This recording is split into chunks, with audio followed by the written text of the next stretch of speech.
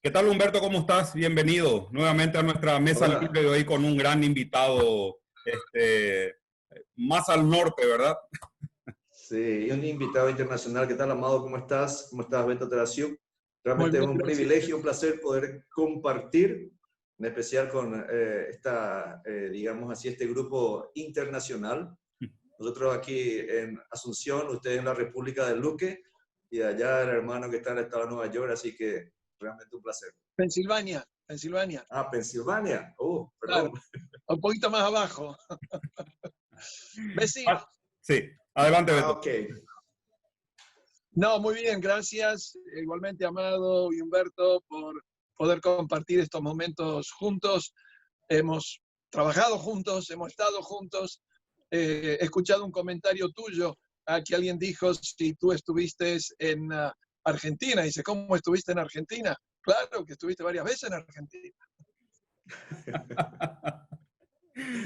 Sí, la última vez Sí. que creo que en una de esas conferencias de dinámica juvenil o conferencia misionera, creo que nos encontramos con Beto ya hace unos añares atrás, ¿verdad? Eh, y siempre el tema de conversación que surge un poco allí con Beto, el asunto del liderazgo, ¿verdad? Y quizá eso sea porque está muy conectado con su presencia. Año 85, tengo entendido, Beto, por Paraguay, ¿verdad? Correcto. Y de Es ese Sí, un así. detalle súper, un sí, detalle Nosotros súper llegamos, interesante. perdón, dilo. Sí, un detalle súper interesante, justamente que lo conocí a Beto siendo discipulado. Así que imagínate de qué época estamos hablando y de cuánto trabajo, ¿no? Así es. Y los viajes en autobús a los campamentos. Me recuerdo el día Uh, que se rompió el vidrio y tenías medias en las manos que veníamos de Brasil. Nevando en Curitiba. Sí, sí, sí, sí. Justo nos agarró el frío, la nieve. En ese primer aterrizaje a Paraguay, Beto, ¿cuál era el escenario, la situación en la que llegaste y clavaste la bandera, vamos a decir, del inicio ministerial? Lindo sería evocar un poco ese recuerdo para que a partir de ahí podamos proyectar un poco nuestra conversación hoy, que más que nada queremos que gire, que rote en torno al liderazgo, y a lo mejor ya es una frase regastada, el liderazgo del siglo XXI. Creo que el liderazgo en la vida cristiana es un liderazgo eterno, no es un liderazgo que exclusivamente se ajusta a un tiempo determinado, porque hay cualidades que son principios de vida en el liderazgo cristiano. Pero sí queremos hablar un poco acerca del liderazgo contigo, Beto. ¿Cómo fue aquello? 1985, el aterrizaje a Paraguay, el inicio. Bueno, no, la verdad fue en 1980 que yo fui al Paraguay, del 80 al 84, porque ya en el 85 fui a Italia y comencé el ministerio en Italia. Cuando yo dejo Palabra de Vida, mi frustración era que las iglesias llegaban a un límite con los jóvenes, porque era mi área particular, y que llegaban a un límite de 20, 25 y ya no querían más, porque tendrían que agrandar la iglesia, porque tendrían que tener más cuidado, entonces ya agradecían y seguían ellos solos. Esa frustración me llevó a decir, no, yo tengo que probar algo nuevo, y ahí decidí salir de Palabra de Vida, donde la iglesia del Parque, donde estaba el ingeniero, el doctor Branda, me dice, bueno, aquí puedes estar, puedes venir. Y el hecho de salir de Argentina, ir para Parque, yo tenía todo un programa. El Señor había puesto en mi corazón cómo iban a ser los ministerios, dónde iban a ser los ministerios. Era una rueda realmente con un eje que era Cristo, porque es cristocéntrico, de ahí se mueve todo. Yo tenía esa rueda alrededor que era el barro que se va pegando y se va convirtiendo, que son los distintos ministerios que realizamos en la iglesia. Reunión de mujeres, de hombres, de niños, de oración, de predicación. Y entonces el discipulado lo llevaba al centro de la rueda. Y en ese centro de la rueda es ser semejante a Cristo, porque ese es el objetivo, de que sean a la medida de la estatura de la plenitud de Cristo. Así que ya había un programa que Dios me había dado. no estaba inventando nada nuevo, solamente me estaba concentrando a lo que la palabra de Dios decía. Es así, cuando llegamos, el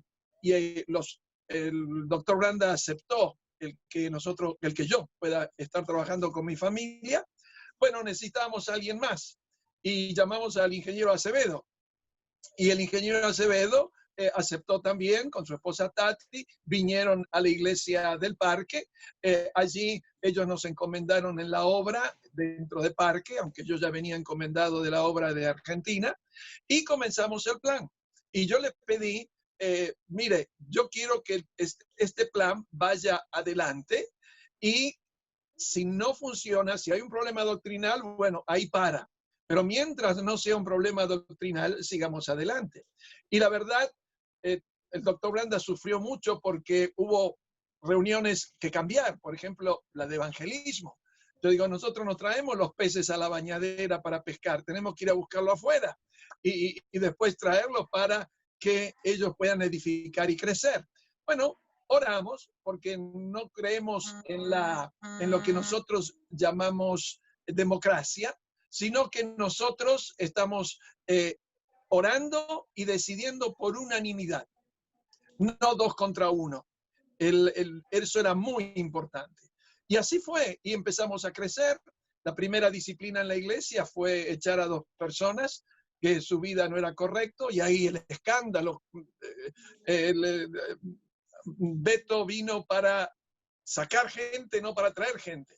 Y después creció hasta que llegamos a los 300 y algo, que habíamos dividido en 2 grupos, teníamos 6 reuniones simultáneas en distintos lugares, ampliamos los lugares del edificio, o sea, comenzó a crecer. Solamente de niños, ahora, obviamente necesitaban muchos líderes. Comenzamos con 5 o 6 jóvenes, en los que me estoy acordando de hoy. Y eso se fue multiplicando. Yo me recuerdo que nos paramos en la iglesia, que tiene un lugar para unas 120 personas, y le digo, ¿qué ven aquí? Y me dicen, asientos vacíos. Y yo digo, bueno, y yo los miraba por el vidrio, las ventanas que se abren, yo miraba el reflejo, y le digo, ¿le gustaría ver todo esto lleno de jóvenes? Se rieron. Y yo le digo, bueno, yo quiero ser el primero en darle un golpe a las paredes para ampliar eso. Y cuando me fui, había 250 jóvenes sentados de la iglesia, no de otro lugar. Un 40% fueron a institutos bíblicos, muchos se dedicaron a la obra y la reproducción siguió por varios años. Y como Dios ya me había mostrado que el plan que yo tenía funcionaba, dije, magnífico, seguimos adelante y nos fuimos para Italia. Humberto, ¿vos en ese tiempo estabas en el seminario en Palabra de Vida Brasil? Porque Beto No, se está viniendo de Argentina. ¿O estabas en Parque? Yo estaba presente esa noche cuando Beto llamó y dijo que ven. Ah. Esa historia recuerdo, la tengo bien grabada en la mente. Eran tiempos increíbles, ¿verdad? Porque en esa época yo estaba tratando de andar en 2 canoas al mismo tiempo, ¿verdad? Una era andar con el Señor, la otra andar por el mundo, y andaba en la lucha hasta que, bueno, Beto sabe un poco de la historia también, hasta que el Señor realmente tocó el corazón. Y Beto, cuando se estaba yendo de Paraguay, dijo una frase que él dice, yo no me acuerdo, repetímelo, y decía, hacer un esfuerzo para quedarte firme, ¿verdad? Y eso me quedó muy cargado, muy marcado, y fue como un desafío, digamos, ¿verdad? Porque yo necesitaba tomar decisiones. Y bueno, esperé que él se vaya para después tomar decisiones. Para que la gloria sea de Dios, no de los hombres. Amén, así es. Amén.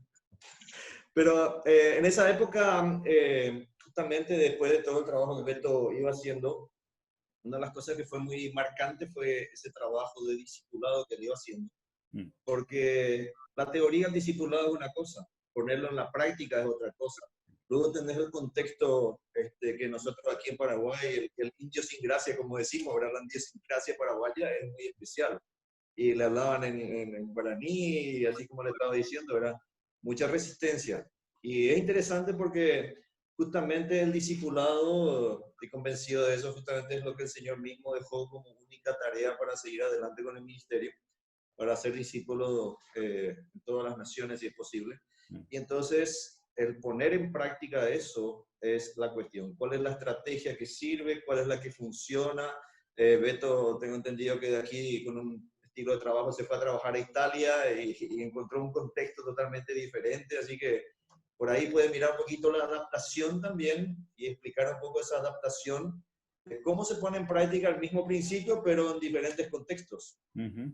Yo siempre, las veces que me encuentro con Beto, le digo, soy nieto en el discipulado contigo, porque Beto discipuló a Pedro Yambay y finalmente Pedro termina discipulándome y estamos finalmente en un encuentro en cadena. Bueno, arrancamos con el tema de discipulado en el contexto del ministerio del liderazgo, Beto. Así es que te dejamos el tiempo. Bueno, el concepto de líderes, que siempre me dicen que es un buen líder. Comúnmente se llama líder a un individuo que demuestra capacidades para inspirar, dirigir, incentivar y conducir a un grupo determinado hacia un objetivo.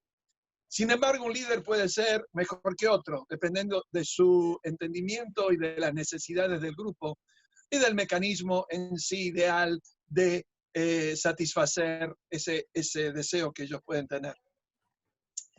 Una de las principales características es capacidad para inspirar al grupo a seguir sus pasos.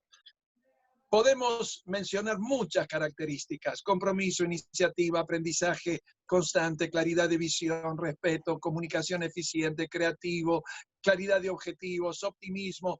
Cada uno da una lista de que un líder debe ser: compromiso, iniciativa, perder el miedo, comprender tu entorno, ego, cómo él manifiesta su ego, modestia, ser optimista. Hay una serie de cosas. Hoy por hoy, el liderazgo está basado en el histrionismo. El histrionismo, voy a leer algo, dice del latín histrionisus, histriónico, o la pertenencia o relativo al histrión. Se conoce como histrión al actor teatral, por ejemplo, a la persona que divierte al público con disfraces o al sujeto que se expresa con la exageración que caracteriza a los actores. Exageración del tono de voz, de su gesticulación. Y normalmente nosotros fuimos creados para ser dirigidos, no para dirigir. ¿Por qué? Dios tenía un plan y lo voy a desarrollar después un poco más. El aspecto del histrión de hoy es gritar, es decir, entonces, ahí va. Bueno, no importa si tiene conocimiento o no tiene conocimiento bíblico. El objetivo es que él grite, que él muestre, que él exagere, que haga cosas fingidas. ¿Por qué? Un comportamiento desmedido. Lo vemos continuamente en la televisión, lo vimos continuamente en los programas grandes de las últimas grandes conferencias que se hacen. Gente gritando, no es un ánimo natural. Tú ves que es un ánimo exagerado, es algo aprendido. En algunos puede ser natural, porque son gritones de naturaleza, pero no es que están transmitiendo la palabra, están transmitiendo una fuerza fuera del Espíritu Santo. Están tratando de no convencer, de obligarte. Me hace acordar a los vendedores de televisión. Porque usted tiene que comprar este producto, porque si usted no compra este producto se va a ir, tiene 3 minutos, llame este teléfono, aquí lo tiene, y la gente desesperada va y empieza. Bueno, ese es nuestro liderazgo de hoy. Y la copia es que se va reproduciendo. Y saltar y gritar y revolcarse, no lo veo en la parte bíblica de este ejemplo. Si yo tengo que ir a la parte bíblica, aquí me cambió, en mi vida me cambió todos los parámetros que yo podía imaginar de un líder. Normalmente nosotros trabajamos en la iglesia con valores seculares. Un líder tiene que convencer, un líder tiene que hacer esto, un líder tiene que empujar a la gente o hacer que le siga a la gente. Me acuerdo la historia de un pastor. Me dice, había un pastor que llevaba sus ovejas, ¿no? Y este pastor venía de atrás empujando las ovejas. Y me dicen, pero ¿cómo no es? ¿No es que los pastores van adelante llevando a las ovejas? Dice, ¿cómo este pastor va por detrás? dice, no, este es el carnicero el que lo está llevando. O sea, lo está arrastrando hacia la muerte. Eso lo aprendí en España, viendo las grandes cantidades de ovejas que se cruzaban y se iban directamente con su pastor. O sea, tú dices, ¿las ovejas nacieron para ser líderes o para ser lideradas? Entonces aquí viene mi primer punto. La cabeza del liderazgo es el Señor Jesucristo, de acuerdo a la palabra de Dios. Él creó todas las cosas con un objetivo. Él ya determinó lo que el creyente debe ser o será. Él también determinó los que no creyentes, al no creer, qué va a pasar con ellos. Él controla todas las cosas. Él es dueño de todo lo que se ve y de lo que no se ve. Él es la razón, el centro de la vida humana. Ahora, si Él es la cabeza principal, el líder, es como el cuerpo. La cabeza manda, el cuerpo obedece. No se golpea entre sí. Está totalmente unido, obedeciendo a la cabeza, no tomando iniciativas propias. Si la cabeza no le ordena, no lo hace. Pablo decía claramente, yo soy esclavo de Jesucristo. Y ese concepto es bíblico. Nosotros somos hechuras suyas. Él sopló eternidad en nosotros. Le dio al barro, le dio la información necesaria para que sea un ser viviente. Fuimos creados para su gloria, creados para buenas obras, creados para manifestar sus virtudes. Somos esclavos voluntarios de uno que es el perfecto patrón. ¿Qué tipo de líder debemos ser? Viene la pregunta después de esto. Dios no quiere que yo sea alguien, porque según Isaías 40 yo no soy nada, menos que nada y lo que no es. Entonces, Él no está buscando que yo sea alguien. Él está queriendo que yo refleje lo que Él es. Nada más. Él dice, yo te salvé, yo te hice, yo tengo el mejor modelo. No hay mejor modelo que este, mas tú tienes que obedecer. Tenemos que conformarnos a la imagen de Cristo. Este es el destino para cada creyente. No es tomar iniciativa propia, yo hacer o yo no hacer. Él quiere que multipliques este objetivo. Y obviamente está buscando hombres fieles por la práctica. Está buscando no un neófito que sepa el don que tiene, que conozca la palabra, que sea apto para aprender, que sea humilde. Porque hoy tenemos muchos gritones y charlatanes que no conocen la palabra, ni usan lógica muchas veces. Eso es ya terrible. Yo digo 1 más 1 es 2, 2 más 2 son 4, 4 más 2 son 6. Ellos sacan que 2 más 2 son 8. Y yo digo, ¿de dónde sacan eso? Por no conocer la palabra, por solamente buscar objetivos fuera de lo que la palabra de Dios dice. La otra pregunta es, ¿qué tipo de líderes se necesitan el día de hoy? Voy al principio. ¿Qué tipo de líderes usó Jesús? 12 personalidades distintas. Cada uno tenía un modo de pensar, un modo de hacer. Era una variedad increíble. No eran todos como Pedro, no eran todos como Juan, no eran todos. Cada uno tenía una característica particular. Y Dios usó a todos ellos, aun Judas tenía su característica particular. Pero había un punto importante que a mí me llama la atención entre todos estos discípulos. Y es un lindo tema. Ambición. Todos ellos tenían ambición. Si tú ves, Jesucristo cuando los llama, le dice que iban a ser jueces, que ellos iban a juzgar. El Señor le dijo que iban a reinar con él. Bueno, ¿cuál era el problema principal de lo que encontramos en las Escrituras? Bueno, que uno se siente a la derecha, el otro a la izquierda, las madres estaban hablando. O sea, había una ambición. ¿Cómo veo yo esa ambición? Cuando en el camino de Emaús estos discípulos dicen, bueno, ¿qué pasó? Jesucristo le pregunta, bueno, era que venía a reinar, venía a hacer esto, nosotros íbamos a ser alguien, íbamos a tener poder, íbamos a tener capacidad, porque ellos lo experimentaron, yendo de 2 en 2 y echando demonios y curando.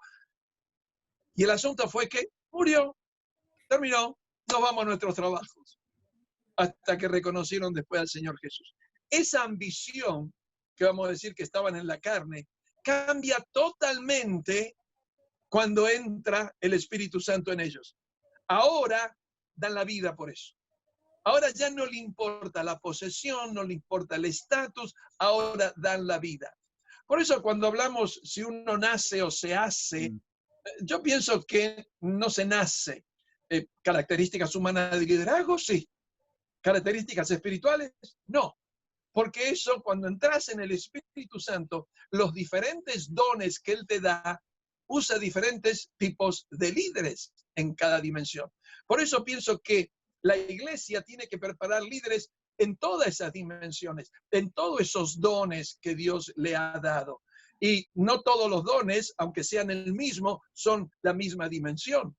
Porque hay gente que puede tener misericordia en un nivel grande, otros medianos y otros un poco. ¿Por qué? Porque Dios cubre todas las áreas de la misericordia a través de su don. Y no debe haber competencia.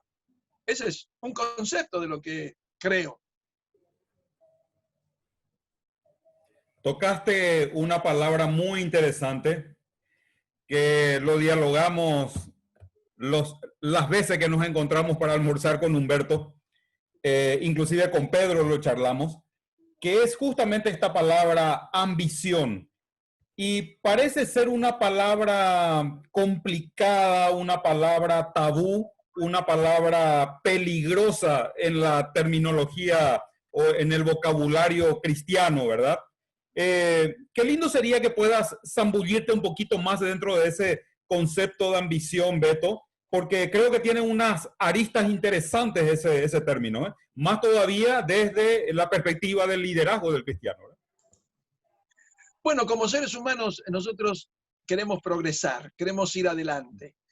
Y muchas veces el ámbito en que nos encontramos nos buscan y nos empujan hacia eso. Mira, yo no pude ir a la escuela, tú tienes que ir, tú tienes que estudiar. En Italia encontré eso muy común porque venían de la Segunda Guerra Mundial y no pudieron tener conocimiento, entonces mandan a los hijos a estudiar, a progresar, a conocer más de la palabra. Hoy estuve leyendo sobre unos vietnamitas que fueron dejados abandonados en un camión en Londres, o sea, cerca de Londres, y murieron estos vietnamitas. Y eran todos de una ciudad de Vietnam del Norte. Familia pobre, familia pobrísima, pero todos tenían una ambición, primero de cubrir sus deudas. Entonces uno tenía que salir y arriesgar su vida para ir a otros países y trabajar. Pero todos murieron. Pero la ambición estaba, e inclusive una abuela decía, él tendría que haber ido el hijo mayor, que tenía más experiencia. Bueno, pero dejado en un camión abandonado, no importa tu experiencia, porque no tienes oxígenos y todos murieron asfixiados. Pero tú ves la necesidad busca salir de ahí y buscan esas ambiciones. Van a otros países, arriesgan, dejan la familia, porque una ambición de progresar.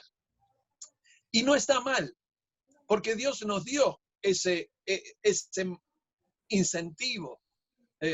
Cuando Dios crea a Adán y Eva, tenía que cuidar el jardín, tenía varios trabajos que hacer, y tú dices, bueno, obviamente había una ambición, porque si no, no hubiesen pecado. Bueno, vas a conocer el bien y el mal, serás como Dios, vas a tener que tomar, ¡wow! O sea, una ambición que les llevó a pecar. En los discípulos, esa ambición era, en el terreno humano, era poseer, ser alguien, tener autoridad, pero tenían que pagar un precio. Y lo estaban pagando. La mayoría de ellos lo pagaron hasta que vinieron a arrestar a Jesucristo allí en el huerto de Getsemaní. Y cuando lo vienen a arrestar, Pedro había dicho, Señor, yo voy a dar mi vida por ti.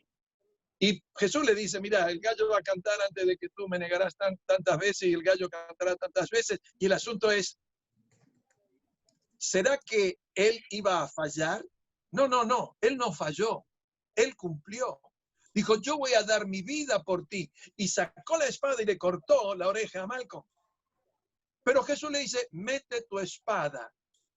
Ahora, si yo soy una persona que estoy dando mi vida por este Señor, que creo que es el Cristo, que creo, porque yo mismo dije que era el Hijo del Dios viviente, y me dice, guarda tu espada, no me defiendas y no te defiendas, ¿y cómo voy a dar mi vida? Y yo pienso que ahí viene la negación de Pedro. Viene la negación porque se sintió desarmado, se sintió sin salida. ¡Wow! No era este el rey que esperábamos. Pero después él reconoce. Y siempre me gusta escuchar esta palabra. No nos dijo, ahora entendemos. No fue que nos dijo. Dios no le cortó la ambición, le puso límites.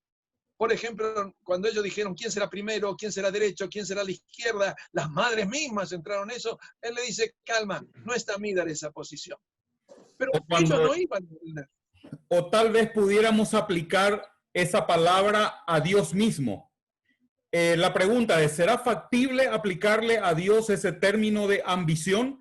Y me imagino que el contexto de Jerusalén, me serán testigos en Jerusalén, Judea, Samaria, lo último de la tierra. Creo que nos proyecta un poco, nos invita a mirar un poco el alcance que Dios tenía con respecto a su propia obra.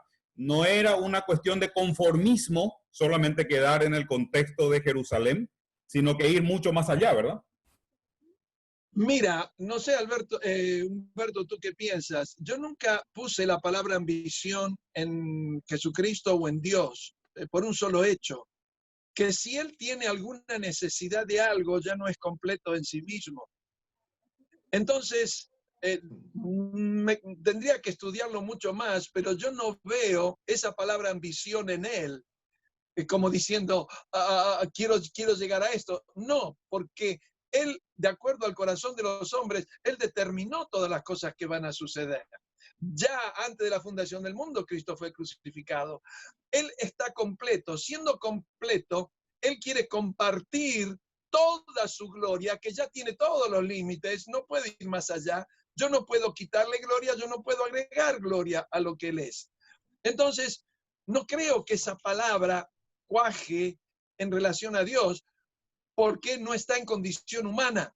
Es completo en todo y en todos, pero sí aplicable a nosotros, especialmente por nuestra caída, porque Él nos creó para ser, en un sentido, esclavos, no siervos. Y un esclavo no hace proyectos, depende del patrón. Y si es un patrón bueno, yo no me quiero ir, yo quiero estar con él toda la vida. Y no tenemos un patrón perfecto. No sé qué piensas, Humberto.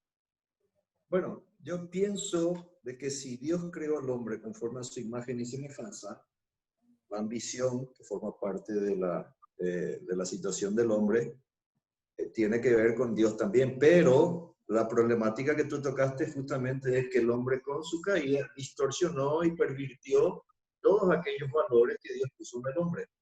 Si pensamos un poquito en relación a pensar así, bueno, hay una ambición santa, digamos así, de parte de Dios para colocar dentro del contexto. Bueno, Isaías 53 nos dice a nosotros, verá el fruto de la aflicción de su alma y quedará satisfecho, ¿verdad? O sea, de alguna forma, mirarnos a nosotros como lo que le iba a costar una aflicción. Él tenía una ambición. Jesús dice que vino a buscar y a salvar lo que se había perdido. El problema nomás es que yo siempre digo, tenemos que definir qué queremos decir cuando hablamos de ambición, porque la connotación que trae eso, humanamente hablando, es que una persona ambiciona ser poderosa, ser rica, entonces va a ser lo negativo. Pero cuando miramos de la perspectiva de que Dios puede tener una ambición, digamos así, santa, sin estar cayendo, lógicamente, en un desequilibrio, como decir, Él es completo, Él es perfecto, que eso no hay duda, pero tiene una ambición. Jesús cuando está en Jerusalén, ahí a las puertas, llora y dice, Jerusalén, Jerusalén, dice, ¿cuántas veces quise juntaros como la gallina? Tenía una ambición. Entonces, ¿cómo lo definimos esa ambición? Es lo que nos ayudaría justamente a entender esa perspectiva, ¿verdad? O sea, para mí hay, pero hay que tomar cuidado de no caer en la parte negativa. No sé qué opina. Yo haría una diferencia, no sé Sí. si es correcto o no. Como Dios es una cosa, porque Él existió una eternidad Claro. como Dios. Como Jesucristo hecho en carne, claro que sí. Porque Él entra en necesidades que no necesitaba en el espíritu o en la eternidad. Él entra en todo un alto aspecto, ya con la caída, ya con el pecado. Y lógico, como tú dijiste, el gozo, el sufrimiento era el gozo de ver el fruto, que eso es importante. Ve un poco la diferencia entre el Dios que tiene ambición y Jesús en cuerpo que tiene un objetivo, como tú lo dijiste. Quizás. Pensaba, por ejemplo, pensaba en el caso de la parábola de la cena. Muchos pusieron sus excusas para no participar y cuando el dueño de la casa pide que vaya a hacer invitación a la gente que pasa aún por la vereda, que esos sean ingresados, finalmente el reporte del mayordomo allí, de los diríamos, de los empleados, era de que todavía había lugar. Entonces la orden final fue ir por las plazas, por todos los lugares y fuérzalos a entrar. Entonces, al pensar, particularmente al pensar en esta palabra ambición, no lo tomo desde el punto de vista restrictivo para Dios. No lo tomo desde el punto de vista de como una limitación que Dios tiene, sino más bien como una invitación para el ser humano a mirar la obra en la dimensión en que Dios la mira. Si hubiera sido por los apóstoles, hubieran quedado en Jerusalén acuartelados, encuarentenados ministerialmente. Pero la visión de Dios era mucho más allá de Jerusalén. Era el alcance mundial. Entonces, al mirar esa palabra ambición y al hacer ese intento de aplicarlo a Dios, no es con una idea de encapsular a Dios o de decir que Dios tiene algún tipo de limitación, sino más bien en el sentido de empujarnos a nosotros a mirar a un Dios amplio, un Dios universal, abarcante en cuanto a la obra que Él tiene en su corazón, ¿verdad? Sí, sí. Sí.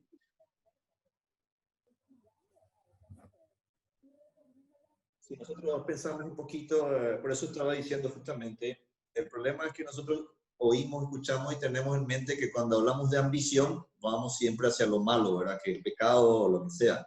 Pero ahí es donde está justamente el desafío de, de recuperar, digamos, la terminología correcta, ¿verdad? El apóstol Pablo mismo, ¿acaso no habla conforme a mi anhelo y esperanza? Eso que era pecaminoso. O él tenía un anhelo y una esperanza totalmente ya transformada cuando él conoció a Jesús como Salvador, porque anteriormente él tenía un anhelo y una esperanza totalmente distorsionada y iba camino a Damasco con carta de los sacerdotes y de todo el concilio para cumplir aquello que él anhelaba, que era poner en claro de que la única religión verdadera era la que él creía y lo hacía sinceramente. Pero ¿qué pasa? Cuando tiene su encuentro con Cristo, él cambia totalmente la perspectiva. Y aquel anhelo y esperanza que estaban mal, ahora lo transforma y lo coloca desde la perspectiva correcta. O sea, por eso dije hace rato, ¿verdad? El tema de la palabra, el término en sí, antes de la caída es una cosa, después de la caída es otra cosa. Y con Cristo, nosotros tenemos que restaurar de vuelta esos conceptos. Lastimosamente, el mundo influencia mucho, ¿verdad? Y cuando el mundo viene y coloca ciertos legalismos, ciertos valores, nosotros ya nos quedamos con esos términos. Beto estaba usando un término griego hace rato, ¿verdad? Para hablar un poco al respecto de una característica del liderazgo. Y se toman normalmente, los médicos hacen eso en medicina, toman palabras griegas para hablar un poquito de tal cosa y tratar de explicar, ¿verdad? Ciertas actuaciones que hacen. Pero eso no significa que, digamos, el significado literal de esa palabra tenga, que no pueda ser cambiada, ¿verdad? Nosotros necesitamos como cristianos también devolver las verdades. Como seres humanos, nosotros sí tenemos ambición. Es correcto, Jesús tenía eso sin duda. porque Él vino a pagar un precio y le dolía cuando alguien lo rechazaba, pero no por una ambición que Él necesitaba. Claro. ¿Ves? La dirección de la ambición es la diferencia. La ambición es por ti, la ambición es para ti, la ambición es para que mejores, para que tengas vida eterna, no para mí. Mientras que la ambición nuestra es hacia nosotros. Yo quiero, yo deseo, yo esto. En Dios siempre está ese deseo. Por eso no lo investigué muy a fondo. Ahora lo voy a investigar mayor. Pero en la lógica que puedo usar es que Jesús, sí estaba en esa condición. Pero como antes, Él buscaba lo mejor para nosotros, no para Él. Para lo creado, no para Él, porque Él estaba completo. Esa pequeña diferencia, veo. Así mismo, relacionado con la abundancia, relacionado con la grandeza, relacionado con el alcance. Si al ser humano le vamos a dar, vamos a decir, la libertad de que pueda definir los términos de Dios, nuestra limitación nos juega una mala pasada. En la teología lo tenemos como expiación limitada, entonces nuestro Dios es de un alcance mucho más allá de lo que nosotros nos podemos imaginar. Ahora, si damos la vuelta a este asunto de la ambición, viendo la grandeza de Dios, viendo el alcance que tiene su obra, que es en la medida de Él, si vemos el reverso de eso, la otra cara de la moneda, el perjuicio que causa en el liderazgo el conformismo. Ese es todo un tema dentro de la obra del Señor. Sí, estaba mirando. Dime. Estaba mirando un poco el diccionario y el diccionario lógicamente le da una tendencia negativa, digamos, porque dice deseo intenso y vehemente de conseguir una cosa difícil de lograr. Especialmente, dice, y da el enfoque errado, negativo, digamos, riqueza, poder o fama. Ahora, cuando nosotros pensamos un poquito, Jesús ambiciona algo difícil de lograr, sí, ¿cuál es? La restauración para su gloria de aquello que se había perdido. Es una ambición, digamos así, correcta, ¿verdad? Por ejemplo, la Biblia de las Américas traduce aquel pasaje de Filipenses 1:17, ¿verdad? Cuando dice, aquellos proclaman a Cristo por ambición personal, lo traduce así, no con sinceridad pensando causarme angustia en mis prisiones, ¿verdad? O en 1 Tesalonicenses 4:11 también usa la palabra, dice, y que tengáis por vuestra ambición el llegar a una vida tranquila y os ocupéis en vuestros propios asuntos y trabajéis con vuestras manos tal como os hemos mandado, ¿verdad? Por eso que estaba diciendo, lo que Beto mismo también coincidimos en eso, ¿verdad? La palabra en sí tiene una connotación negativa, pero cuando nosotros vamos, y ahí es donde viene justamente el trabajo que está relacionado, ¿verdad? Porque estás reformando, estamos hablando de liderazgo, ¿verdad? Estás formando líderes. Y tenés que, digamos, utilizar toda esa energía, ese conocimiento y usarlo en una perfecta armonía para que ambicione correctamente ganar su corona, glorificar a Dios, hacer con que las almas se salven, ¿verdad? Entonces, eso hay que estimularlo dentro del trabajo del liderazgo. O sea, eso también tiene que ver mucho con el líder, con el predicador, con el enseñador, que tiene que traducir esos conceptos, esos deseos, de todo eso que aquello que la palabra de Dios dice y lo que la persona tiene de potencial, traducirlo para conducir correctamente hacia lo correcto. O sea, hay personas, como Pablo está diciendo, algunos predican a Pablo por ambición personal. ¿Por qué? Porque quieren agregar más daño a mí. Bueno, eso es negativo. Y eso también dentro del liderazgo y discipulado se tiene que trabajar para que la ambición que tienen no sea quiero poder, quiero fama, quiero el primer lugar. ¿Entienden? Yo creo que la ambición también es parte de una carnada. O sea, cuando yo fui al campamento porque se iba a jugar fútbol y porque íbamos a luchar contra Brasil. Entonces, fui al campamento. Lo llevaste mucho, sí. El asunto fue que, ves, la ambición de ganar, la ambición de mostrar, la ambición de... me llevó a cambiar mi vida completamente de rumbo. Claro. Por eso yo creo que sí, por eso lo traje al principio. Dios usó la ambición de los discípulos para después que esa ambición se transforme en una ambición de dar la vida por el prójimo, ya no para sí mismo, quién somos o quién dejamos de ser, sino todo por amor de Cristo. Esa ambición en un liderazgo es importante. No importa a qué nivel, no importa si es en misericordia, no importa si es en servicio, no importa si es exhortando, no importa si es enseñando la palabra, pero tiene que haber eso. Y el Espíritu te lo da.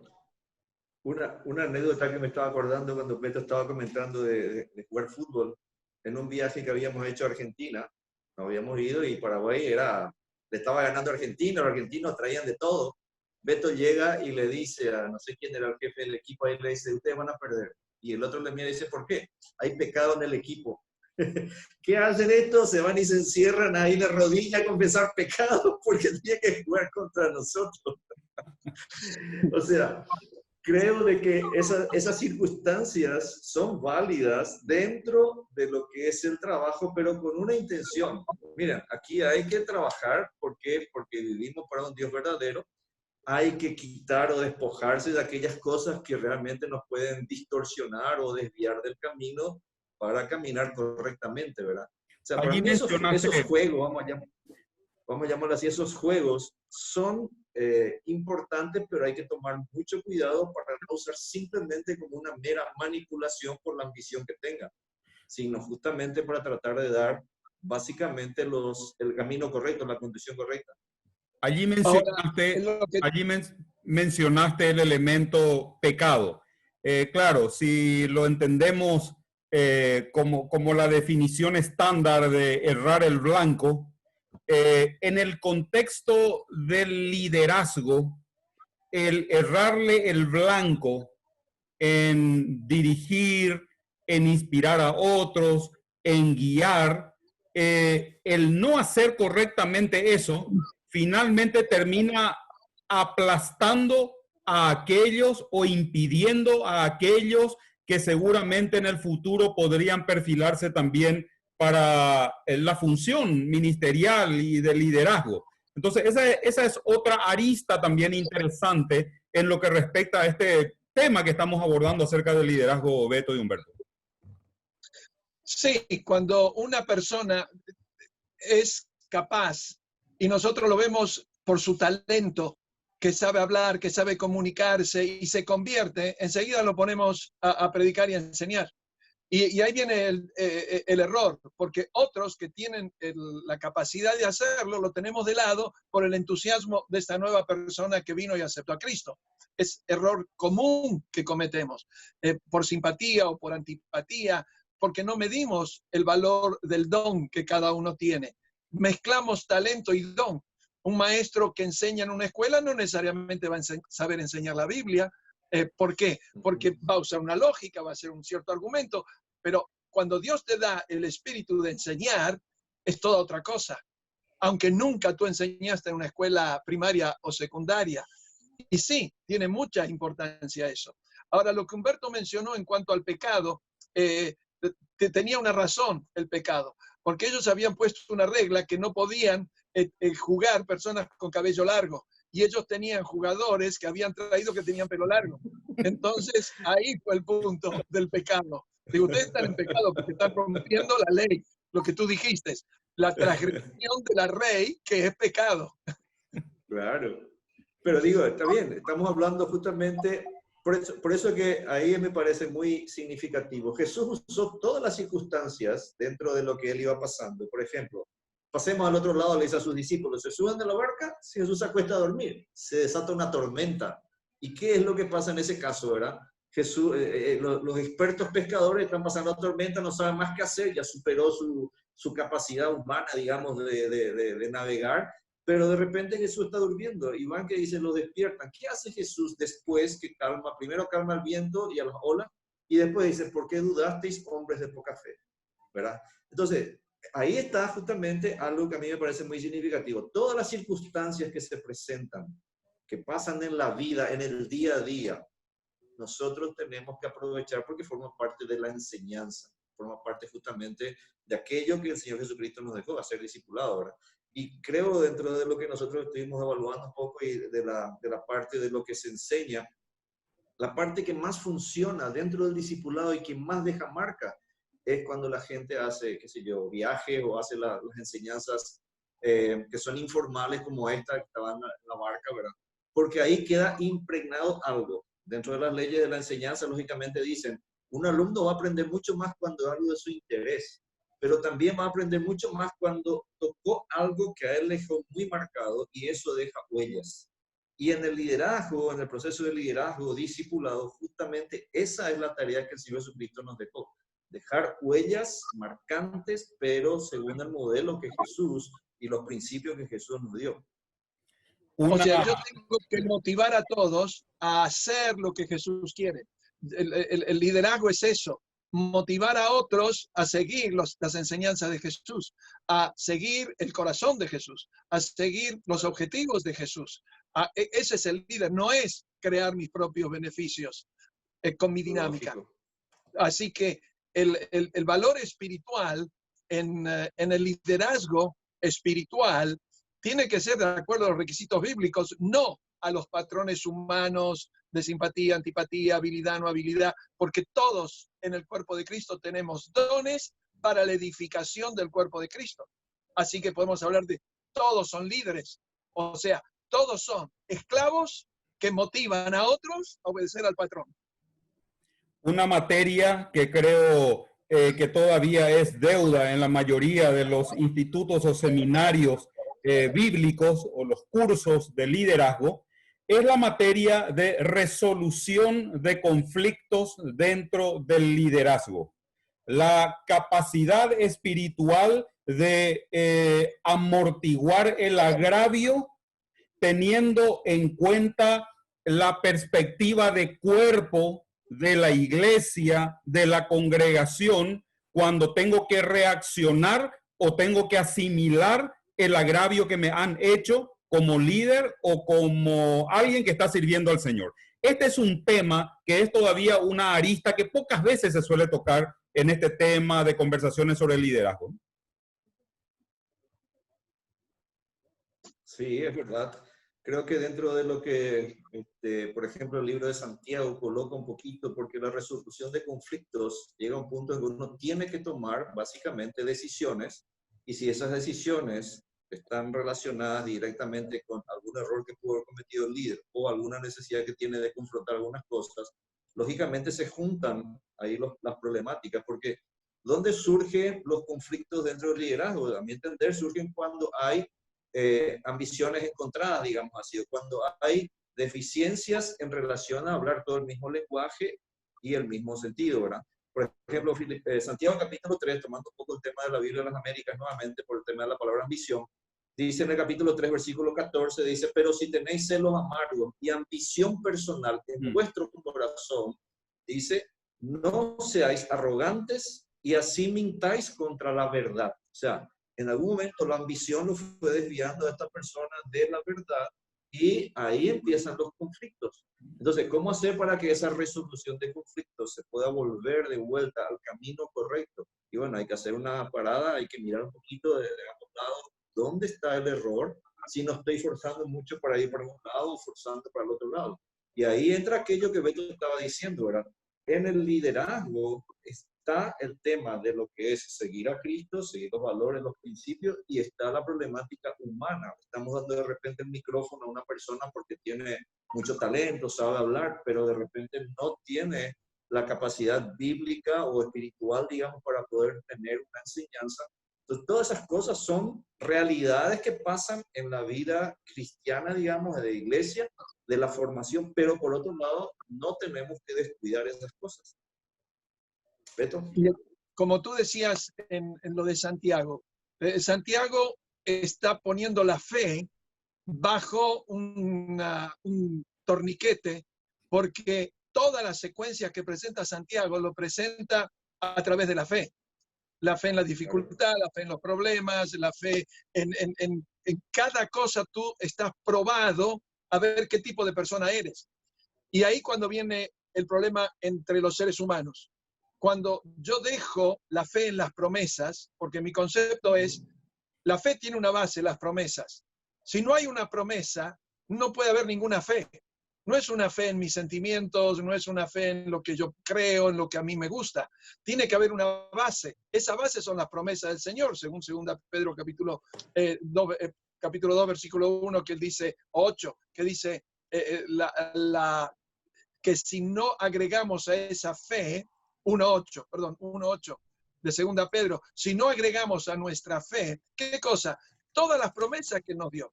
Ahora, cuando yo tengo las promesas, puedo poner mi fe para recibir lo prometido. La esperanza viene. Y en el liderazgo, cuando hay guerra, es que alguien salió de la fe para ir a la carne, para ir al sentimiento, para ir a lo que me gusta o lo que prefiero, y deja la fe de lado.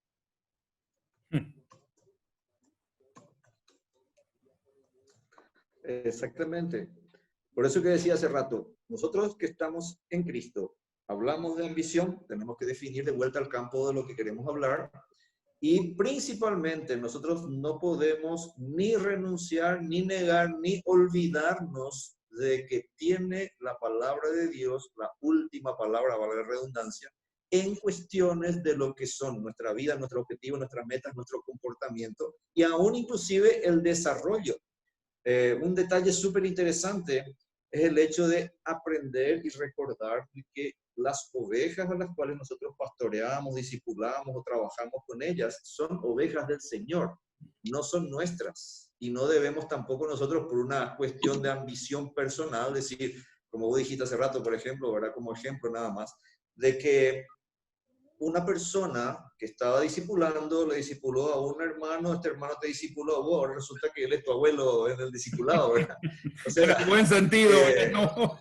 Claro, ¿no? Yo pongo eso como ejemplo, Claro. en el sentido de que lógicamente, valga así la palabra, fácilmente uno deja de lado ciertas cosas para caer justamente en qué, y en caer en esos errores que el mundo va pasando, ¿verdad?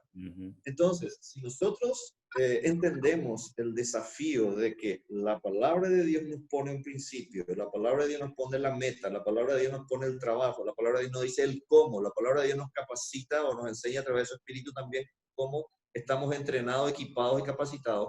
Entonces, el trabajo que hacemos, lo hacemos a las ovejas del Señor, para el Señor, ¿verdad? Entonces, es una cosa bastante compleja, ¿verdad? ¿Por qué? Porque naturalmente yo quiero, como que decía, este es mi discípulo. No es tu discípulo, es discípulo del Señor Jesús, ¿verdad? Correcto. Simplemente a modo de entender que esas cosas van ocurriendo así, ¿verdad? No me cabe la menor duda de que muchos líderes estarán mirando seguramente este material también, esta mesa libre aquí de conversación entre... Hay un libreto básico en el sentido de tirar 2, 3 temas y dialogamos sobre eso. Y quizá como una reflexión de cierre de este tiempo, y desde ya agradeciendo el tiempo de Beto para sentarnos y charlar, ¿verdad? Quizá una reflexión de cierre pueda ser un líder, alguien que está dedicado a la obra o alguien que está anhelando servir al Señor de manera más formal en el ministerio, diga, bueno, ya llevo 5 años, ya llevo 10 años en el ministerio, parece que la rutina nos tragó, estamos todos en cuarentena ministerial en la iglesia. ¿Cómo puedo hacer para romper este círculo vicioso donde, ¿qué es lo que se debería de hacer?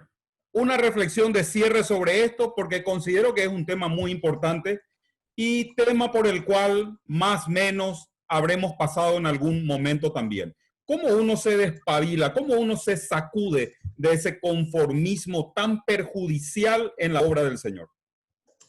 Bueno, la monotonía del día dura 24 horas, como nosotros lo vemos de la tierra, nace el sol, se pone el sol, al día siguiente lo mismo, pero cada día es distinto.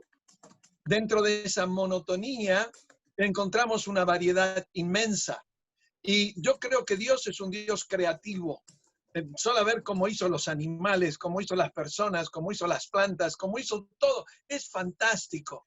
Y uno dice, ok, las épocas pasadas Dios usó de una manera, pero en cada época Él fue adaptando al hombre a las nuevas necesidades. Recuerdo que en Génesis, cuando aparece la música, Él le dio espíritu para poder inventar la música o los instrumentos en ese hecho. Y yo pienso que uno que desea ser líder y que está en la monotonía es porque él dejó de mirar hacia arriba. Él dejó de mirar las cosas de Dios. Le falta oración, en primer lugar. Entró en esa rutina, se sentó en el sillón, está comiendo, pero lo único que hace es engordar. Como dicen hoy, dice, cuando termina esto, los problemas del virus, dice, tenemos que agrandar la puerta, porque ya la gente no va a poder salir de tanto que comió y no hizo nada. Bueno, el líder que hace eso es porque dejó de hacer su gimnasia con el Señor.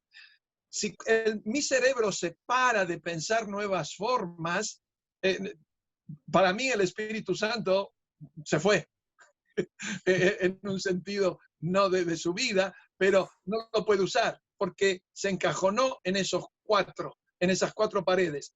Yo creo que la creatividad es punto importante y Dios te va a dar la sabiduría para ingeniarte a hacer todas esas cosas.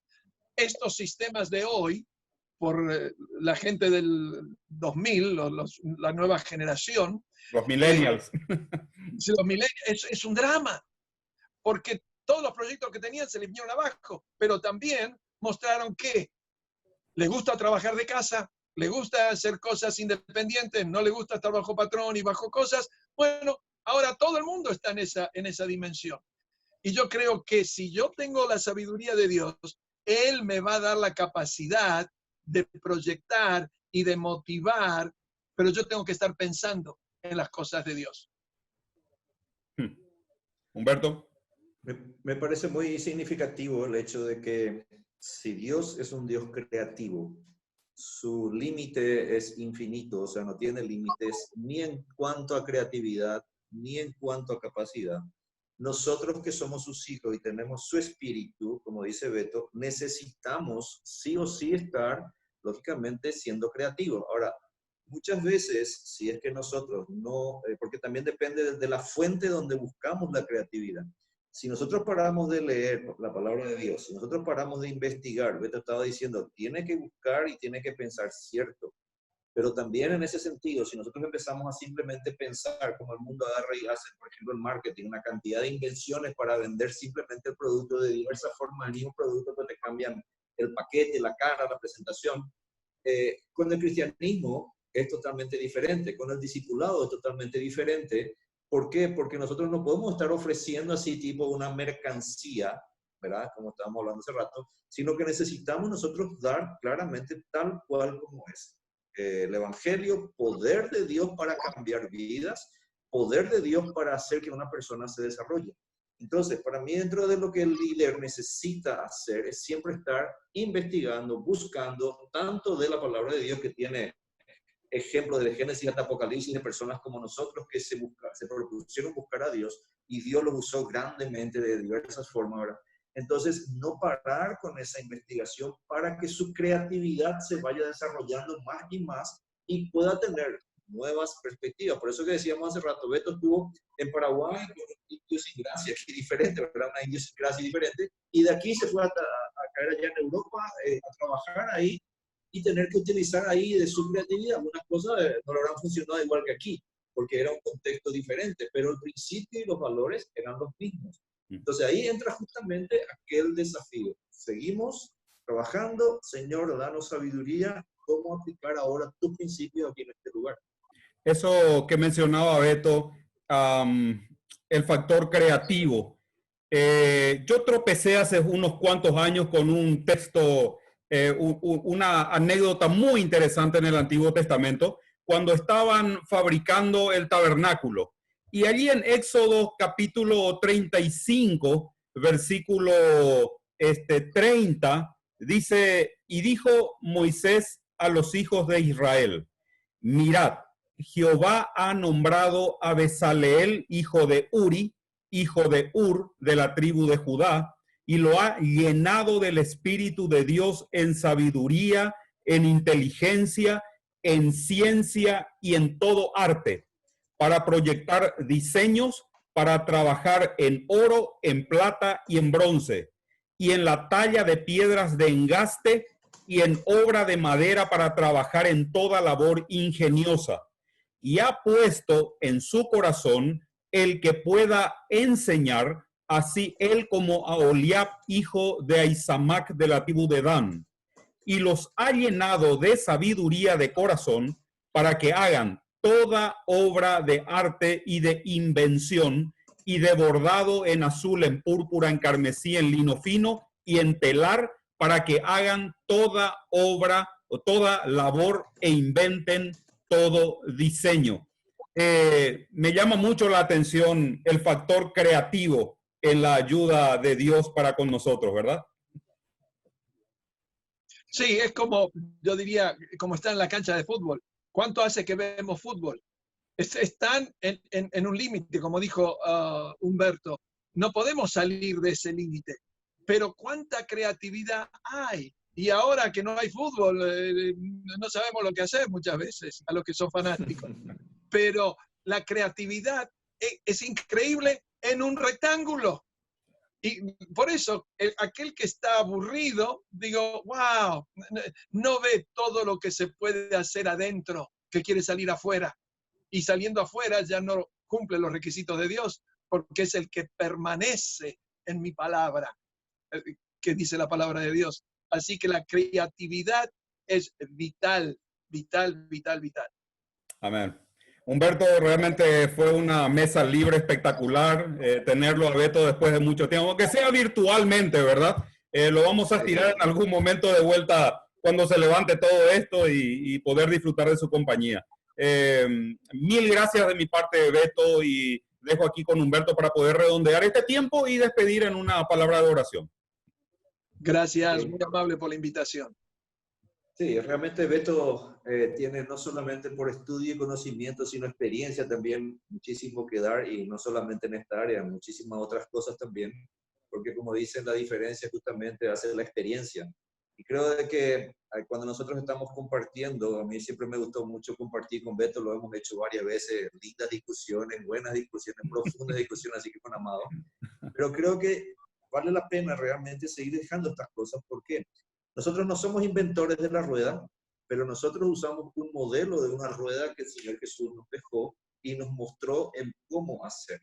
Ahora, el tema, como estábamos diciendo, de lo que es la creatividad y todo lo demás, vuelvo a insistir un poquito sobre este tema, de que nosotros somos responsables para desarrollarlo y tratar de aplicar de la forma más increíble en el contexto donde Dios nos pone, ¿verdad? Recuerdo de Pablo cuando estaba esperando en Atenas, ¿verdad? La llegada de sus compañeros, el tipo se paseaba hasta que no aguantó más y ¿qué hizo, verdad? Recogió todos los datos y usó de su creatividad allí para empezar a hablar del Dios no conocido que estaba allí, que a quien él le quería presentar en ese momento. Y tal fue el impacto que lo llevaron ahí en el Pantenón, ahí para estar hablando y compartiendo con las personas. A ver, ¿qué teoría es esa? ¿Qué nuevos dioses son esos, verdad? O sea, eso para mí es parte de un ejemplo de creatividad, ¿verdad? La misma cosa, yo estaba hablando en el estudio bíblico sobre el tema de la mujer samaritana, cuando Jesús va y se sienta al lado del pozo y creativamente empieza a tomar de un balde, de un vaso de agua, de lo que sea, para tocar en el corazón, en la fibra más íntima de la mujer samaritana, que Jesús era la única solución posible para ella cuando ella intentó con 6 hombres diferentes solucionar su problema, ¿verdad? Entonces, es un tema muy impactante, es un tema muy importante, y por encima de todas las cosas, para tratar justamente con personas que ya han vivido y han compartido eso, para que podamos seguir estimulando y incentivando. Estamos viviendo épocas donde los millennials, lastimosamente, no saben pensar, tienen todo hecho, apretan un botón y se conectan al otro lado del mundo, pero tú le das un versículo para analizar y están totalmente perdidos. O sea, lastimosamente la mente lo están atrofiando cada vez más. Ahora, ¿qué necesitamos hacer como líderes? Y nosotros también necesitamos aprovechar en ese sentido a ver cómo despertar el deseo de ellos de avanzar y de discipularlo, ¿verdad? Esto realmente ha sido un placer volver a compartir contigo. Mucho saludo a Cristal, también a los chicos. Realmente Dios los guarde, los cuide, los bendiga en este caso, ¿verdad? Y bueno, vamos a terminar una palabra de oración. Padre, una vez más, te alabamos, te bendecimos y te agradecemos por este precioso tiempo que hemos compartido, Señor, a pesar de la distancia. Gracias porque con la tecnología podemos estar cerca, podemos compartir tanto de tu palabra, de tu desafío, Señor, tanto en la parte de liderazgo como el discipulado, y la experiencia, Señor, que tú nos has dado, tanto a Beto, a Amado, a mí, Señor, en relación a cómo impartir y compartir de tu palabra para gloria tuya y para que personas te puedan conocer y puedan crecer. Bendice a Beto, a Cristal, a sus hijos, a sus nietos, Señor, guárdales de todo mal. Ayúdales, Señor, en este tiempo de crisis también a tener sabiduría de parte tuya para seguir como instrumento en tus manos, Señor. También por Amado, por Elisa y sus hijos, que también tú los bendigas, y también por mi familia. Te agradecemos por este tiempo, oramos en el nombre de Cristo Jesús. Amén. Amén. Amén. Muchísimas gracias. Que pasen bien. Gracias, igualmente. Bendiciones. Igual.